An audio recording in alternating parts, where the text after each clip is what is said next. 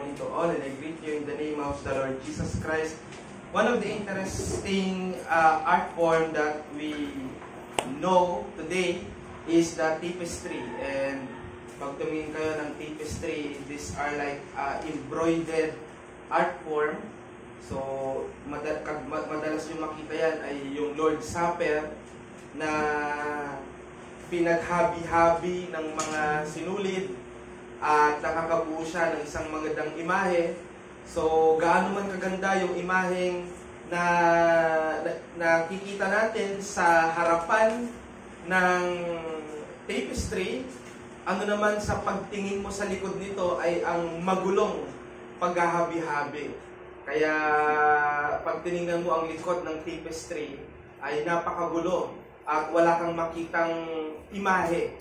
Ngunit ang maganda ay yung layunin na nasa unahan na nais niyang ipinta o nais niya na maging larawan. At naihahambing dyan kung paano ang Diyos sa likod ng lahat ng bagay ay siya ang nagtakda ng lahat ng mga pangyayari. At yan ang pag-aaralan natin ngayon na kino-confess din natin bilang mga Reformed Baptist. And don't forget that the reason why we are studying 1689 Confession is because we are now standing our ground as a Reformed Baptist. So we should be acquainted with the Reformed theology as per set forth by the Confession of Faith. So without that, huwag kang maging proud na sinasabi mong Reformed Baptist ka. You should know this. From chapter 1 to the end chapter, kaya pag natapos itong 1689, wala na magiging premillennialistic sa atin. Kasi takda ng isang Reformed Baptist setting na wala sa ganyang klase ng eschatology. So, minsan may mga maririnig pa tayong pag naghari na si Kristo, pag nandun na tayo sa langit, something na hindi language ng isang Reform. Let's go to our 1689 Confession, chapter 3, and our center for study is paragraph 1.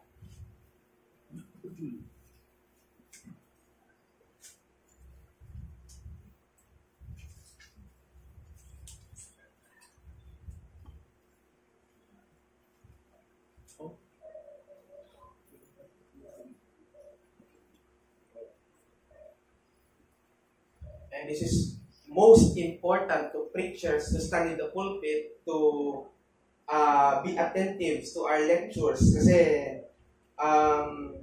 wala tayong question when it comes to homiletics, pero dapat we are knowledgeable in theology dahil isang mahalagang sangkap din yan ng preaching, that we know theology behind our text. So 1689 LBCF, chapter 3, paragraph 1, God that decreed in Himself from all eternity by the most wise and holy counsel of His own will, freely and unchangeably all things, whatsoever comes to pass. Yet so as thereby is God neither the author of sin, nor hath fellowship with any therein, nor is violence offered to the will of the creature, nor yet is the liberty or contingency of second causes taken away, but rather established, in which appears His wisdom in disposing all things, and power and faithfulness in accomplishing His decree. So maraming mga paniniwala na naimbento ang sanlibutan sa paano o ano ang rason o dahilan sa mga kaganapan. At i-associate natin yan, ang pinakakilala sa ating mga Pilipino ay may swerte at may malas. At yan ang sinusunod natin para umayon sa atin ng kapalaran. Nababanggit din yan yung pangunawa when it comes to faith, ay yung fatalism, tinatawag, may fatalism na ibang ibig sabihin. May fatalism na naniniwala na itinadhana ang lahat ng bagay. Ang problema, hindi Diyos ang nasa likod nun. Ngunit may tatlong pinakapangunahin sa ibang mga relihiyon o mga filosofiya na pinaniniwala ang katwiran o dahilan kung bakit nagaganap ang mga bagay-bagay. At isa sa mga lagi nating nasasabi ay yung karma. Yung kaya lang, naging iba ang definition dyan ng mga Pilipino dahil para sa kanila yung karma, inasar mo kasi siya, nadapa ka, yan, kinarma ka. Hindi ganun yun. Sa Hinduism, na pinanggalingan nito Ang karma, mga pangyayaring nagaganap dahil sa batas ng sanhi at bunga. Diyan nagsisimula yan. May sanhi na siyang magdadala ng bunga niyan. At yung bunga nun ay dahil sa sanhi. So, napag-aaralan natin yan kahit kung tayo ay nasa eskwelahan pa at meron silang mga technical term dyan. Kaya dahil may sanhi at bunga, gumawa dapat ang tao ng alam niyang may bungang maganda.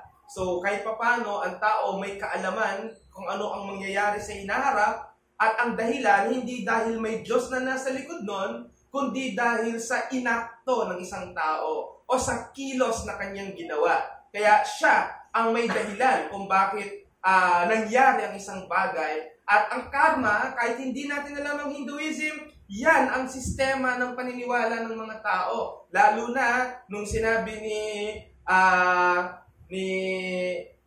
Bonaparte na I am the captain of my own soul. I am the master of my own, kung ano man yung sinabi niya, not interested in that. Pero that is how human actions work. Sometimes we say that we pray, but after we pray, tayo rin ang gumagawa ng pinag-pray natin. So, anong ibig sabihin nun? You don't trust the power of prayer you have prayed for. So, they have what we call dharma. So, may duty ang tao.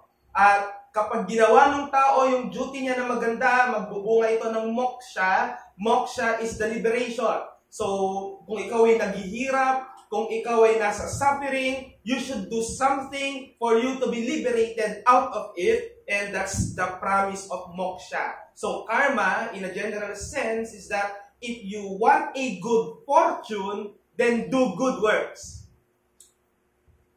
So, soteriologically speaking, if you want to save your life from misery, then work out your salvation.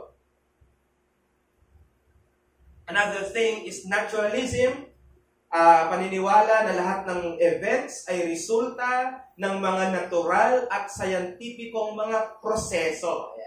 So, may science behind them. Yan ang kanilang paniniwala. So, pag may nangyayaring ganito, may science behind them. If I can quote, kung hindi tayo ni Meta, ito naman ay public nilang sinabi, if you watch Jessica Soho, may mga pictures sila na mga mystery na sa kanilang pamayanan sinasabi, ito ang dahilan nito, may misteryo. Pero ang laging ginagawa ng palabas na ito is to unlock yung scientific reasons behind them. So, tayo totoo naman na sa camera nakita yung pusa, naging tao, di ba? Meron talaga silang dahilan. So, siyempre, naniniwala tayo dun sa scientific. Pero may mga pagkakataon na talagang hindi masasagot ng science. Doon tayo pupunta. Kaya nga sabi ng isang, nakalimutan ko ang kanyang pangalan, to the point where science cannot explain, there you see God. Kaya naturalism, this is very natural to people, especially in our day, na kung saan ay mas convinced sa mga scientific explanations. At ang masama, walang problema dyan. Ang masama ay kapag inisip mo na walang involvement ng supernatural factors. Walang God behind it. Walang Diyos sa likod niyan. At karamihan na hulog dyan ay mga siyentista at mga ateista, mga tao who disbelieve God. Who disbelieve God. And another thing is existentialism. The belief is that all events occur randomly. So, lahat yan ang ating paniniwala nung hindi pa tayo nakakakilala sa salita ng Diyos. Lahat ng bagay ay randomly na nagaganap at walang specific reason kung bakit naganap yon. May pumasok na paro-paro at yan yung lolo ko kasi kakamatay lang niya. Diba?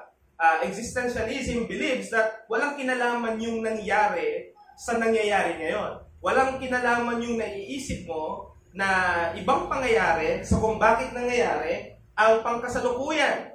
So, randomly lang, walang specific reason, walang individual na responsable.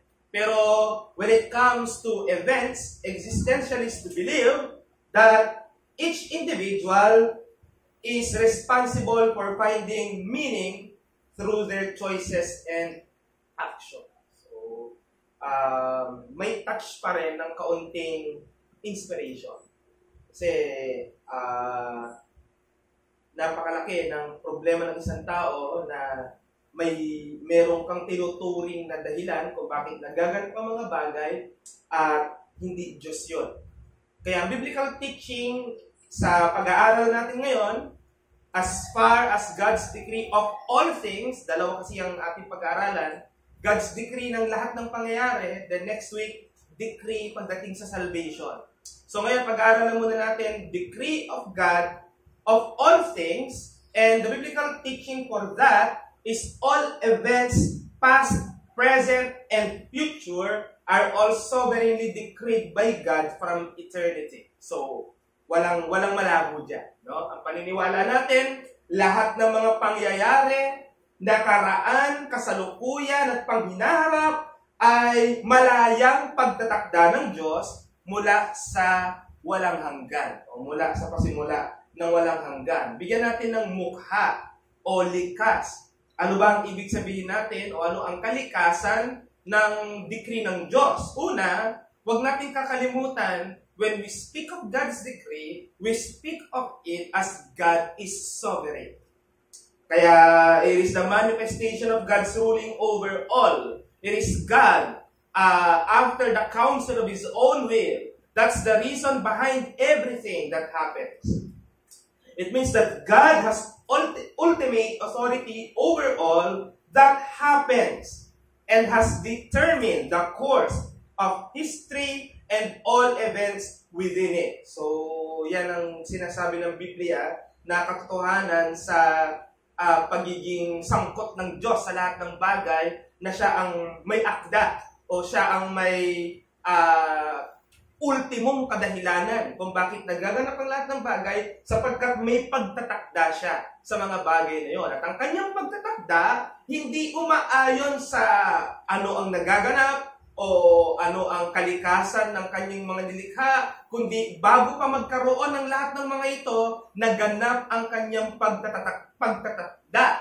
Sa theology, we call it predeterminism. We are predeterminists as Reform or as Christian. So let's open our Bible in the 46th chapter of Isaiah, verse 10.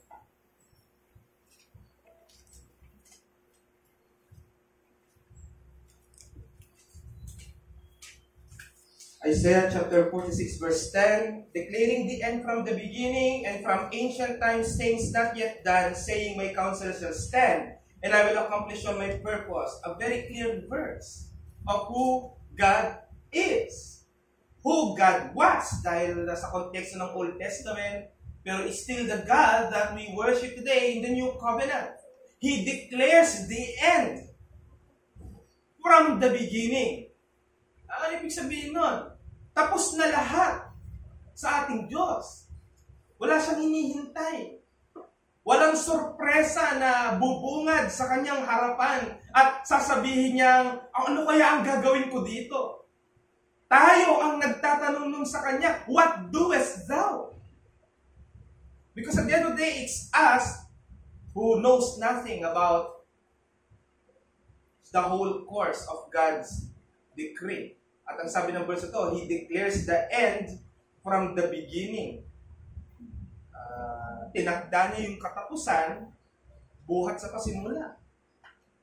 Yung verse na yan ay nandun kaagad yung katotohanan ng ating sinasabi. Tinakda niya ang lahat ng bagay. Mula pa sa lumang panahon, mga bagay na hindi pa nagaganap at kanyang sinasabi, my counsel shall stand. Tatayo ang aking counsel kahit may mapangahas na talikdan nito. May nagawa ba si Jonas nung tumakas siya na sana'y siya'y pupunta sa Nineveh, ngunit siya ay pumunta sa Tarshish? Meron bang factor na masasabi natin natakasan niya ang Diyos? Inutusan ng Diyos ang bagyo na hagupitin sila. Na ano pa, nabasa kaagad ni Jonas, ito'y kagagawan ng Diyos. Sapagkat ako'y sumalangsang sa Kanya. At alam niya kung anong dapat niyang maging tugon. Sundin ang pinapalakad ng Diyos sa Kanya. Another verse is Ephesians chapter 1 verse 11.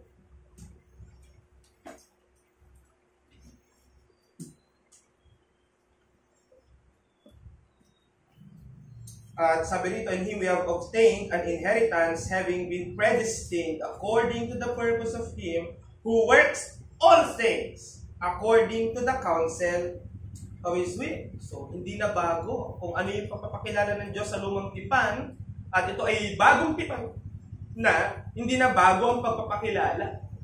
Siya'y Diyos na nagtakda na ng lahat ng bagay buhat pa sa pasimula. At ito pa nga mas matindi dahil before the foundation of the world. Kaya yung in the beginning, sa konteksto ng redemptive history, this is where God started creating things. But there are also phrases in the Bible that when it says from the beginning, it means from the time that God has decreed. And that's eternity. So there, may ganon. Isa pang nature ng decree ng Diyos ay ito ay mula sa eternity past. So pinag-aralan natin sa mga nakaraan nating lesson, ito na nasa 1689 confession, na wala dapat talagang eternity past at eternity future. Kasi parang nilalagyan natin ng time frame ang eternity na timeless. Kaya lang, dahil humarang ang redemptive history, yung panahon natin, so, naunawa natin na may side ng eternity before the creation and side of the eternity after. So, pre and post. Post-creation or post-redemptive history and pre-creation. Yun yung tinutukoy natin na yung decree ng Diyos ay from eternity past. Yung decree na ito ay established before the creation of the world. Kaya rather than arising during or within the existence of His creation, at i-discuss natin, merong naniniwala niyan na bagamat ang Diyos ay nagtatakda, pero pagtatakda na hindi naganap noon, kundi nagaganap ngayon. Diyan nila tinitingnan ang decree ng ating Diyos. At paano natin makikita na ito nga isa eternity past? Psalm 139 verse 16.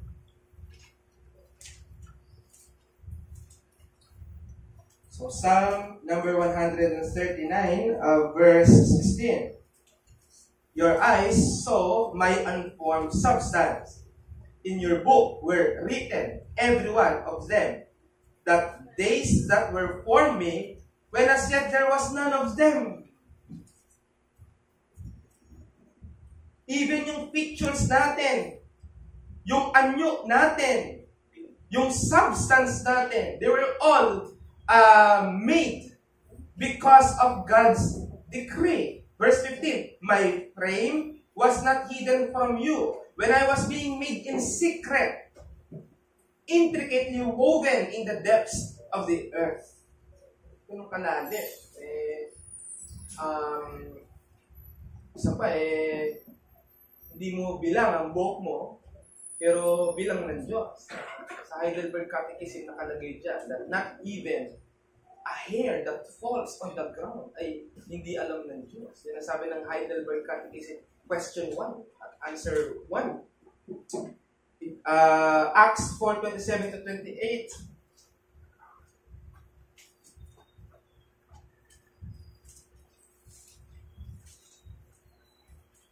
For truly in this city there was gathered together against your holy servant Jesus, whom you anointed, both Herod and Pontius Pilate, along with the Gentiles and the peoples of Israel, to do whatever your hand and your plan had predestined to take place.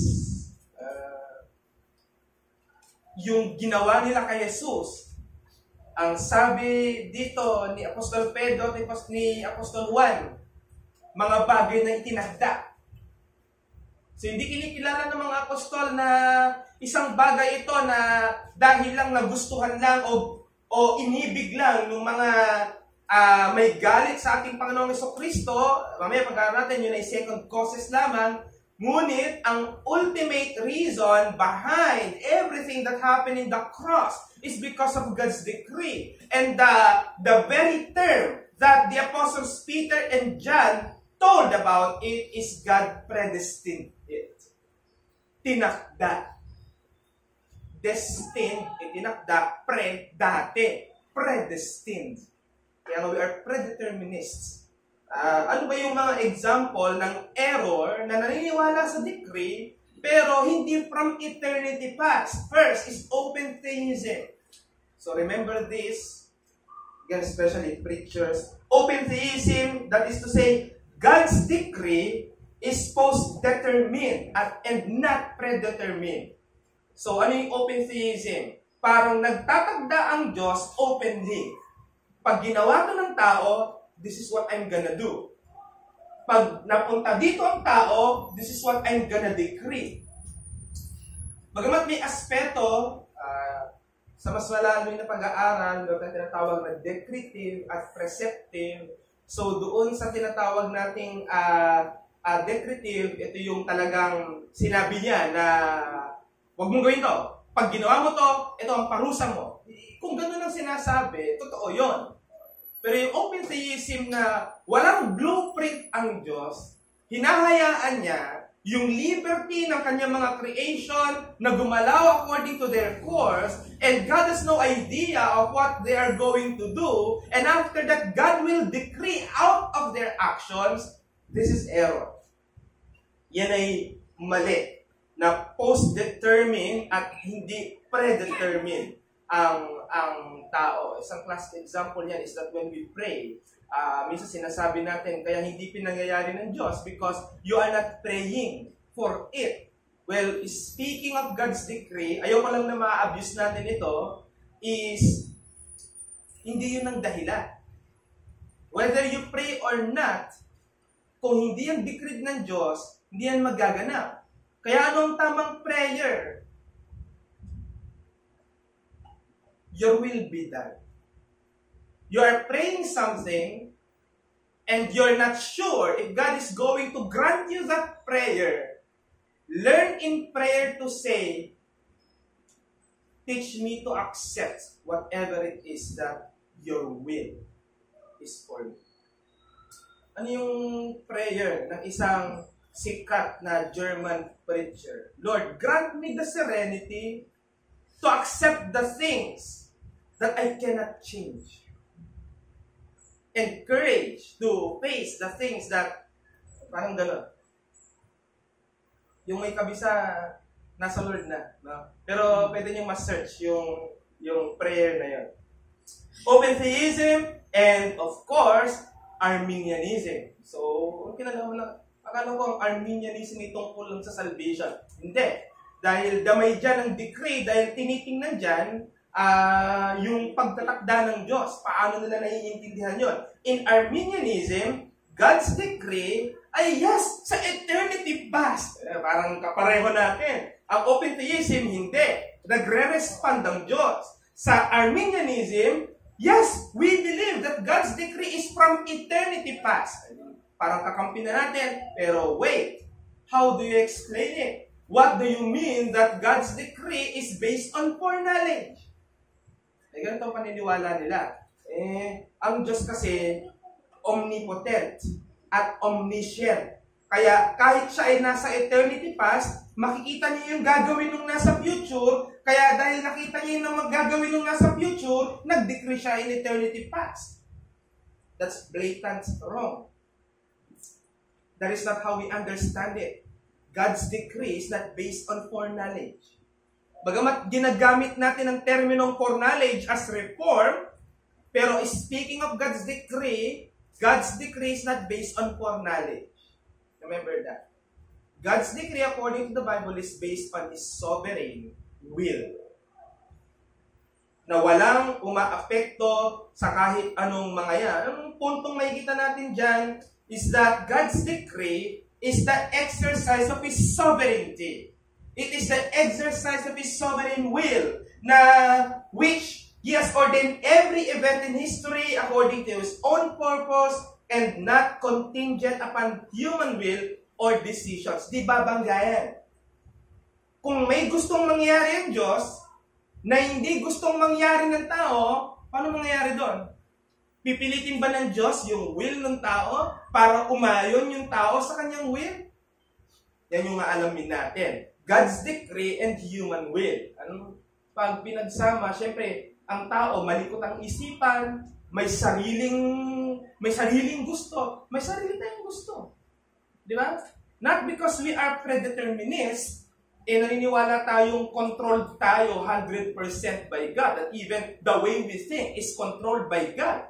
That's absurd. Hindi ganun ang explanation natin. Pero how can we reconcile God's decree and human will? Tandaan natin, dahil sa common view na ang human beings ay nagpo-possess ng free will, na redefine ang God's decree para ma-reconcile ito sa concept ng human authority. Kasi naging iba ang definition ng free will. And meron tayong misconception that we need to clarify. Free will is not a false doctrine. Again, free will is not a false doctrine. We believe that man has free will. Kaya nga mayroong section din dyan, yung 1689. Kasi doktrina talaga yan. Ang naging problema sa panahon natin ngayon, iba ang definition ng free will. So anong pagtatama natin sa free will? Man has freedom to do according to his choice. Yes, that's true. That's true. Pag hindi ka sumang-ayon dyan, hyper-Calvinist ka, sinasabi ko sa iyo. Man has a freedom to do according to his choice. But, pero, yung kanyang nature na bondage sa sin, nandoon ang kanyang freeness. Kaya hindi ka makakagawa beyond your nature. Alright? Hindi ka makakagawa beyond your nature. Ang daming Sing-Sing Pares dyan. Sing-Sing Pares has also freedom to choose. Kung saan sila pupunta, saan sila kakain, saan sila maninirahan, saan sila magbubungkal ng lupa. Pero hindi dahil meron silang freedom of choice, pag sinabi nilang gusto kong lumipad, ay lilipad sila. They cannot do beyond their nature. And that is how we define free will. We have freedom to choose, we have freedom of choice, but only within our nature. And what is that nature? Sinful nature, tainted by the corruption of Adam. Yun yung definition natin. Kaya human actions, meron silang free choice, but they always have tendency to sin. Romans chapter 7, verse 14.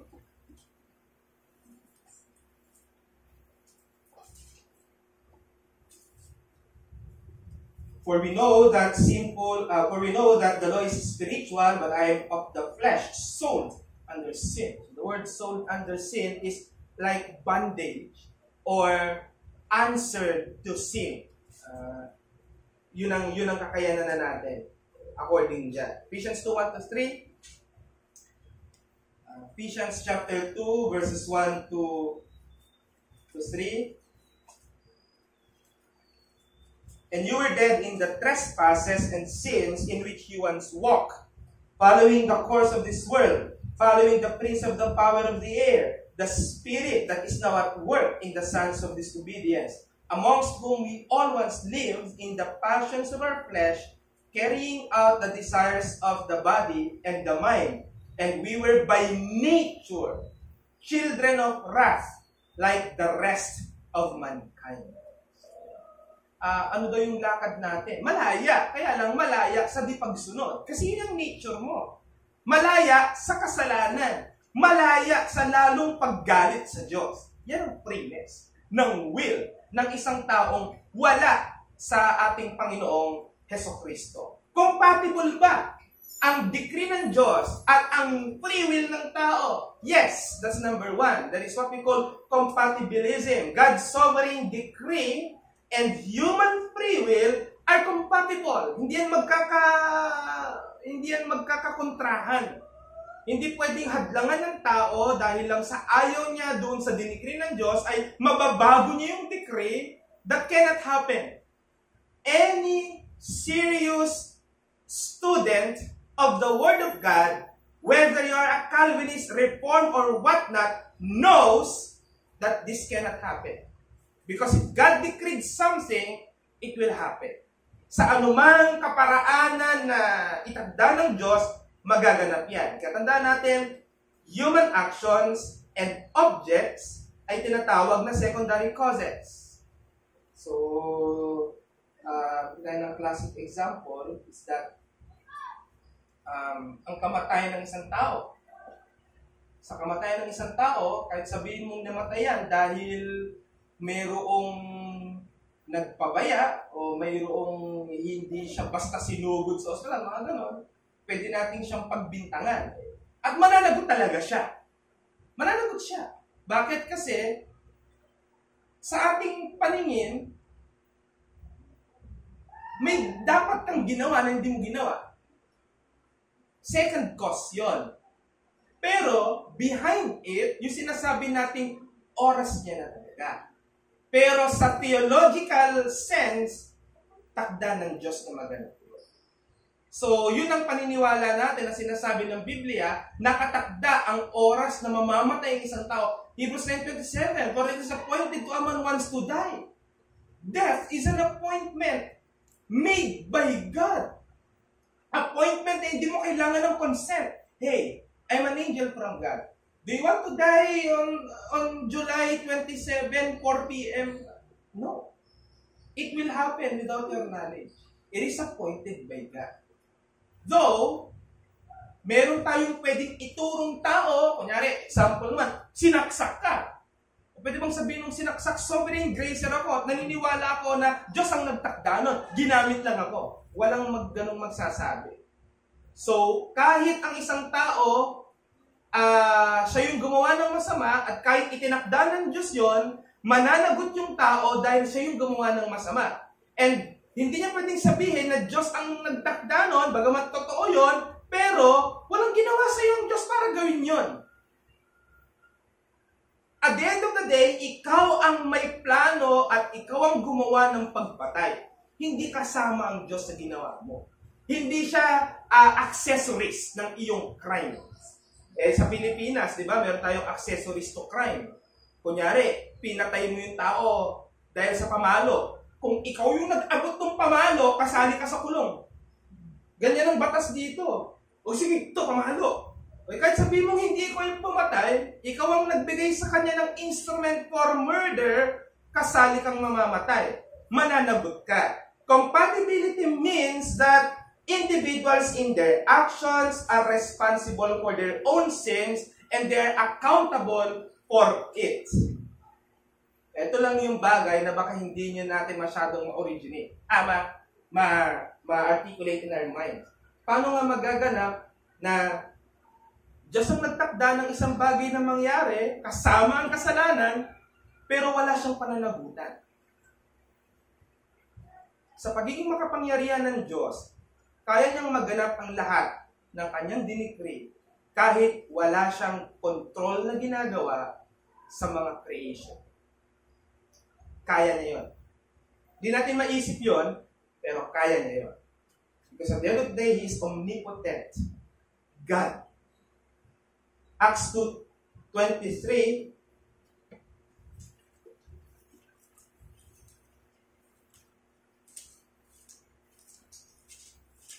sabi rito, this Jesus delivered up according to the definite plan and foreknowledge of God. You know, Book of Acts, kala lang natin history. Pero nagtataglay ng mga malalalim na doktrina. This Jesus delivered up according to the definite plan and foreknowledge of God, you crucified and killed by the hands of the lawless men. Sinabi muna ni Apostol Pedro, sermon ito ni Apostle Peter, pagkatapos nilang makareceive ng Holy Spirit. And he was talking to people na Pinararatangan niya, kayo ang nagpapako sa Panginoong Jesucristo. Sabi niya, etong Jesus na ito, na yung nangyari sa kanya, ayon sa eksaktong plano ng Diyos. Tinuturing yung eksaktong plano, pati yung pumatay, pati yung mga namahalo, pati yung mga nanlatigo, pati yung nagpako sa kanya, lahat yon by name and in their number, God had predetermined. Pero, ang second statement ni Apostle Peter, kayo yung pumatay. Kayo yung naglapag ng kamay nyo sa Kanya. And because of that, you are made accountable. Yes, God decreed them, but their actions are on their own. Hindi sila pinakialaman ng Diyos. Hindi sila kinontrol na, ito yung decree ko, kaya gagawin mo to, patayin mo. Walang ganon ang ating Diyos. Hindi maintindihan niya ng mga Armenian pag ina-explain natin. Bakit? Kasi pinipilit nilang maintindihan kung paano nag-work ang omnipotence. Hindi nga eh. Kakabit ng omnipotence ang kanyang infinity and we are finite. Paano po yun? Mangyayari ang decree niya kahit hindi niya pinakikalaman ng tao. Paano po yun? Siya yung nag-decree na ng kasalanan pero hindi siya kasali. Hindi siya mananagot. God is omnipotent to make that happen. Hindi siya sangkot, pero siya ang ultimong dahilan ng lahat ng yan. Kaya, compatible ito. At second, hindi mawawala ang moral accountability ng isang tao sa kanyang paggawa ng kasalanan. Bakit? Dahil merong isang decree ang Diyos na malinaw sa atin. Na malinaw sa atin. Yung kanyang decretive will. Yung tiyak na sinabi niyang ito ang gusto ko. Walang papatay. Walang mangangalunya. Walang magnanakaw. Parurusahan ang gagawa niya. That's decree. One part of decree. Na kapag binayolate mo, mayroong corresponding sanction, charge, or punishment according sa measure ng pagkakagawa. Ganun kasi yun eh. Diba? Kaya kung ang fraud mo, medyo maliit lang sa batas ng Pilipinas, pwede mong pagpiyansa. Pero yung mga large-scale stapa, yung mga ganyan, ay ibang usapan yon. Reclusion perpetua yon. Walang hanggang pagkakakulong. Minsan may sanction pang korte na kukulong ka for the period of 250 years. So, kulang pa yung buhay mo para magbayad sa kasalanang ginawa mo. Minsan, ang weird ng korte na may ganun silang pagpatong ng parusa, pero para ipakita ang gravity. Isipin mo yun? Ang buhay mo, hindi ka nga lalabas ng 100, sabihin ng judge, kukulong ka for 250 years. Sabihin, kulang pa ang buhay mo sa babayaran mo. We are morally accountable because God revealed this moral law, so people who sin are still accountable because of their choice to sin. Romans 2:14-15, even those people who are not acquainted with the Word of God are still accountable because God has written His law in their hearts. Romans chapter 2, verse 14-15, for when Gentiles who do not have the law by nature do what the law requires, they are a law to themselves, even though they do not have the law. They show that the work of the law is written on their hearts, whilst their conscience also beareth witness, and their conflicting thoughts accuse or even excuse them. We are talking about people who do not have the Bible. We are talking about the people who do not know what we know. But when they are doing things that are contrary to the law of God, their conscience is bothering them. Because God has written His law in each people's lives, hearts. So, gagawa ka pa lang ng mali, ay mayroon ka ng sense na mananagot ako sa gagawin kong ito. Kung tutusin, Yung gawa ng konsensya, yun ang control sa'yo ng Diyos. Papatay ka. Pinipigilan ka na. Masama yan. Ayaw ng Diyos niya. Pumatay ka pa rin. Sasabihin mo, decree kasi ng Diyos eh. No. Kahit anong pagsisiyasat mo sa sarili mo, ikaw ang may gusto nun. Walang ginawa sa iyo ang Diyos para gawin mo yun. Dinikri lang niya. Pero hindi enough yung kanyang decree para sabihin mong siyang dapat, managot din siya dapat. At isa pang argument dyan, bakit mo pananagutin ang gumawa ng batas na hindi siya sakop ng batas? Kung palalawakin pa natin, Romans 3:20, or by works of the law, no human being will be justified in his sight, since through the law comes knowledge of sin.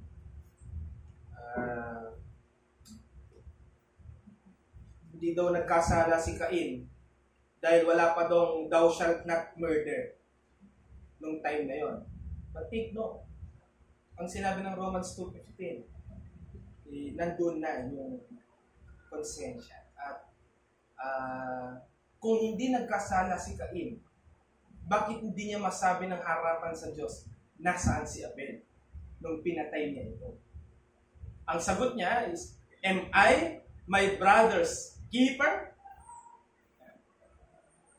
Taguan ba ako ng sino mang tao? May sense siya na alam niyang nagkamali siya. Nagkasala siya sa Diyos. Even though hindi pa present ang Ten Commandments during that time. They're morally accountable. We people are made by God morally accountable for our actions. And you cannot hold of God's decree as the reason para ma-excuse ka dyan. At the ultimate question is this: ano bang layunin ng mga pagtatatakda ng Diyos? Ano ang layunin ng kanyang mga decree? Walang ibang sagot kundi glory of God.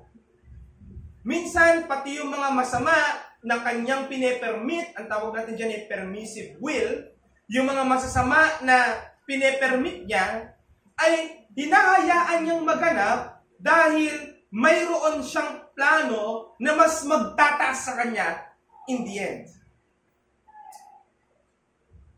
Sometimes, pinepermit pa ng Diyos na ang isang tao ay makagawa ng krimen at makapasok sa kulungan. At doon gagamitin siya, makakakilala siya. At sa kanyang pagkakilala sa Diyos, doon siya magpapahayag ng ebanghelyo sa mga taong gumawa ng krimen.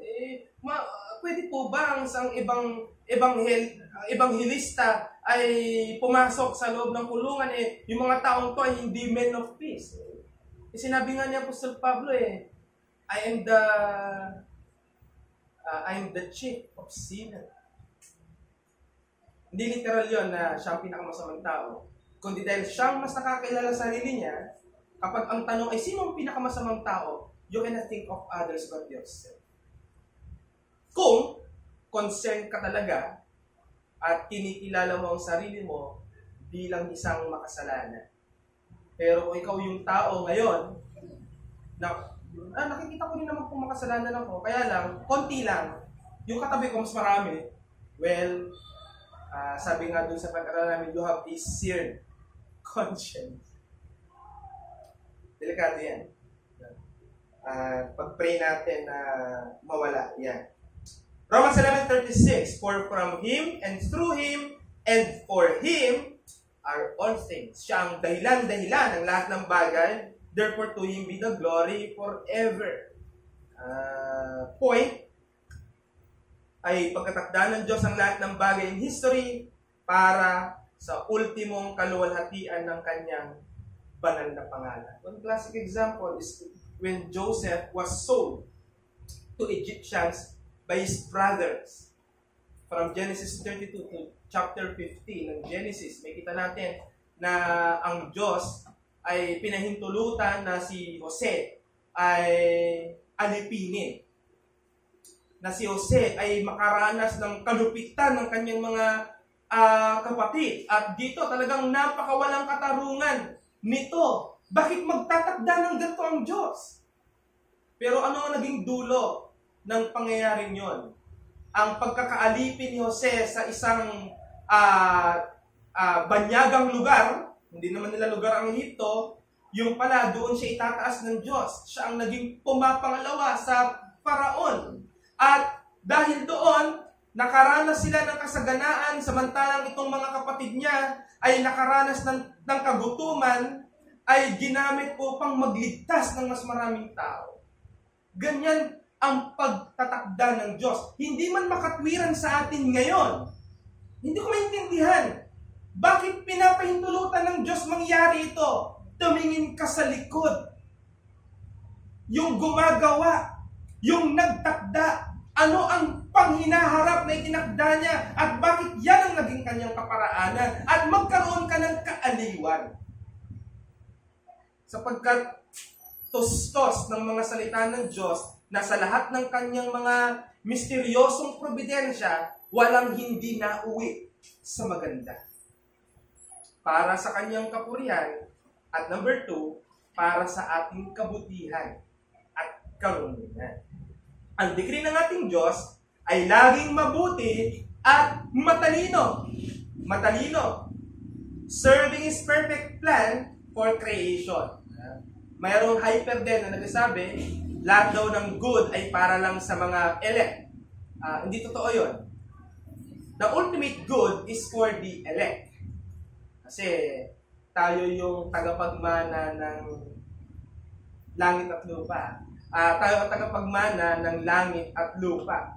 Kaya hindi totoo yung dating eschatology na ang new heaven and new earth daw kasi gugunawin daw yung earth, no? Wala kong ganon. Kung may naniniwala pa na ang earth gugunawin ng mundo, ng Diyos, medyo mag-post ka, no? Di post nila. Mag-post ka, tumigil ka muna, no? At mag-aral. Teka, saan ko nakuha yung theology nito? Nagugunawin ng mundo. Yan, linaw-linaw ng sabi na Diyos, I will no longer, di ba? Consume the earth. Saan nakuha yung gugunawin ng mundo? Diba? Kaya ang implikasyon tuloy niyan sa mga ganyan, wala na silang pakialam sa environment. Global warming? Kasi nga gugunawin yung ganun nga sa isip nila. So unfortunately, that's wrong. Ang decree ng ating Diyos ay para sa kabutihan ng kanyang mga nilikha, karunungan, at nagsiserve as perfect plan for creation. Kaya kahit kapag ang mga events ay challenging o mahirap maintindihan para sa atin, ang mga mananampalataya ay dapat magtiwala na may good purposes ang Diyos sa lahat ng mga ito. We always say that. Pero magkakakulay yon pag naiintindihan mo ang decree. Kaya pag sinabi sa iyong kapatid, wala akong masasabi sa iyo mapapatigil ang luha mo kung talagang nasasaktan ka ngayon.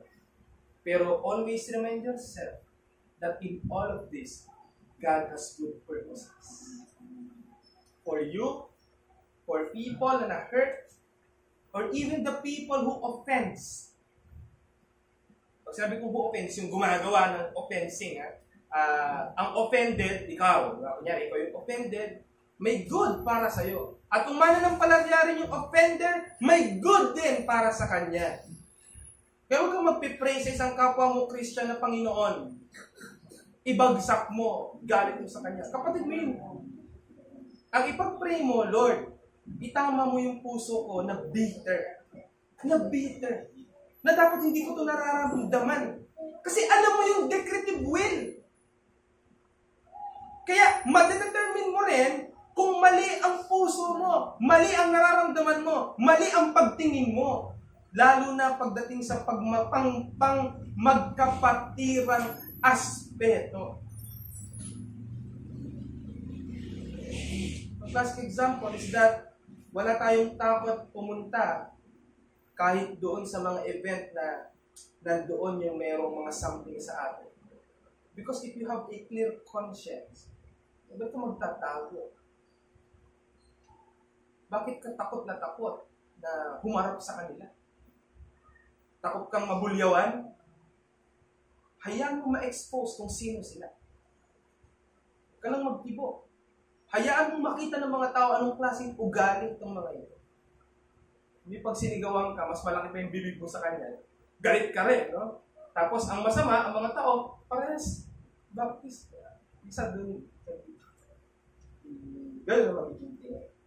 So, Psalm 145 verse 17,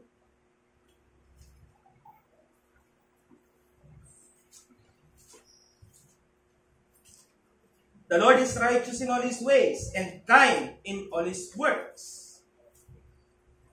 Pagka ang dinidikri ng Diyos ay masama, gagamit siya ng kasangkapan na gagawa nun. Pero, ang tinutukoy na maganda mula doon, yung dulo nun.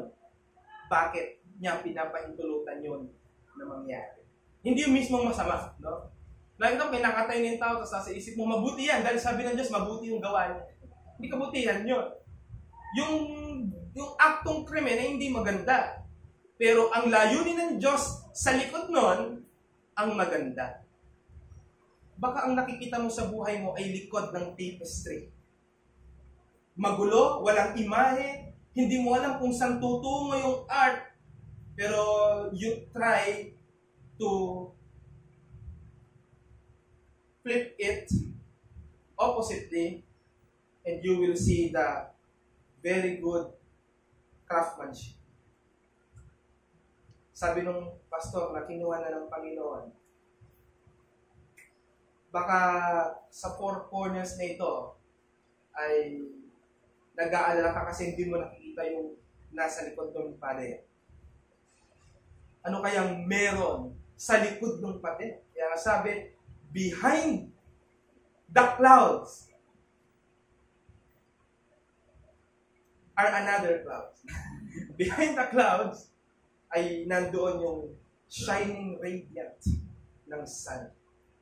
Minsan parang malungkot kasi hindi mo makita yung sunshine, pero hindi naman nawala yung araw. Natakpan lang. Ganon din ang kabutihan ng Diyos sa kanyang mga pagtatakda. Masama man ang kinaharapan mo ngayon, natatakpan lang yan dahil ang paningin mo ay may hangganan. Nakikita yung present lang. Hindi yung Diyos na nasa likod na may nakahandang sorpresa. Yan ang kagandahan natin. Na hindi natin alam ang preceptive will of God. Why? Because we live our lives full of surprises from God. Sa mga single, mayroon pang isang sorpresa ang Diyos sa inyo. Sino kaya ang para sa akin? Maraming pangalan na nasa isip mo. Pwede yun. Okay lang yan. Marami kang crush. Pero, pagdating sa marriage, salang yung ilan ng ating Panginoon sa atin. And this is my challenge. Nakalagay niya pastoral. Kasi kung magiging preaching, sana. No? Kung magiging preaching, sana. Consider positively the mystery of God's providence. Maging positive tayo sa providensya ng Diyos, bagamat parang hindi kapabor-pabor sa akin ang mga nangyayari. Tandaan natin, ang doktrina ng pagtatakda ng Diyos, dapat itong maging aliw sa mga mananampalataya, sapagkat sinisiguro nito na ang lahat ng bagay ay nagaganap ayon sa matalino at mapagmahal na plano ng Diyos, na ang lahat ay gumagawang kalakip sa ikabubuti ng mga nagmamahal sa Kanya. At yan ang pinaka-essence ng Romans 8:28. But we know that God, all things work together for good to them that love God and to them who are called according to His purpose. Okay lang yan. May masamang nangyayari sa'yo, okay lang yan. Dahil proseso yan ng pagpapabuti sa atin ng ating Panginoon. Ganyan natin tingnan ang providence. Hindi yung kapag tayo ay napipighati, merong hindi kapabor-pabor nangyari sa atin, ang response kagad natin, di ako muna sisimba kasi naiintindihan naman ako ng Diyos. Tapos sinabi mo pang gano'n, di ba? Dapat po sa ating lumapit sa Diyos because He is executing His wise and loving plan and works everything for our good. Always remember, that there are 3 O's. Letter O. Sa decree ng Diyos. Buburin ko lang isang O na alam niyo. Omnipotence. Everything that God is doing is out of His all-powerful might. Omniscience. Walang hindi alam ang Diyos. Kaya kung problema lang ang nasa isip mo, walang solutions na hindi siya alam. At ang doktrina pa natin, He already had the solution before you face that problem. We are predeterminists. Pura natin yung omnipresent. Kasi alam na natin yun. Omnibenevolence. Yan ang huwag natin kakalimutan. When we are speaking of God's decree, God is omnibenevolent. What does it mean? Everything that happens for the sake of His people are always and ultimately good. Kaya when someone asks you, why God is good? Pwede mo, siyempre, masagot mo, sabi kasi sa Nahum, sabi kasi sa Word of God, sabi kasi sa Bible. Pero if you will consider what Polycarp had said, bago siya pitayin, i-recap mo ang pananampalataya para hindi ka na yung patayin. At ang sabi niya, 80 and 6 years. Hindi ako naka-experience ng kasalbahian ng Diyos. Bakit ko siya tatalikuran? Ganun din tayo. Kung may naging masama sa'yo, baka ikaw lang yon at yung ibang tao. Pero do not point your fingers to God. All of those things are permitted and will end in ultimate good. So, bagamat doktrina ito na malalim, pero mas magandang makita yan through the course of our experience. Na-experience ba natin na ang pagtatakda ng Diyos ay totoo dahil lahat sa akin na uuwi sa kabutihan? Ngayon ay maaaring hindi, pero alam ko darating ang time na papunta doon. So, ganun lang yun. Respond corrective or positively to the mystery of God's providence. Next week, we will be dealing about God's decree of salvation. At dyan, medyo technical tayo. Yung doctrine of predestination, kailangan natin uli yan i-rediscuss. Tapos, the next chapter is creation. At next chapter is creation, chapter 4. Yun yung section sa 1689 na tungkol pa sa Diyos. Then, yung mga susunod doon, anthropology, tungkol na sa tao. So, natapos na natin ang bibliology, chapter 1, theology proper, chapter 2, and this is sovereignty of God, chapter 3, that speaks about God's decree. Part pa rin ng theology proper na sa ating triune God. Let's go to Lord in prayer before we go to question and answer. Heavenly Father, we thank you for your omnipotence that we experience in our daily lives. We are thankful for your omniscience because you already have solutions in every problems that we are facing. And as what your scripture or your holy word have said to us, we know that you have declared the end from the beginning. And this is our ultimate comfort as believers because nothing is so surprising to you. But, in fact, everything is already done in your sight. So we thank you, and of course, for your omnibenevolence, because everything that happens is for our own good, as people who love you because of your grace. So we thank you, and may we reflect on this truth by always living our lives optimistically, knowing that everything that happens work for our good. We pray all these things in Jesus' name. Amen.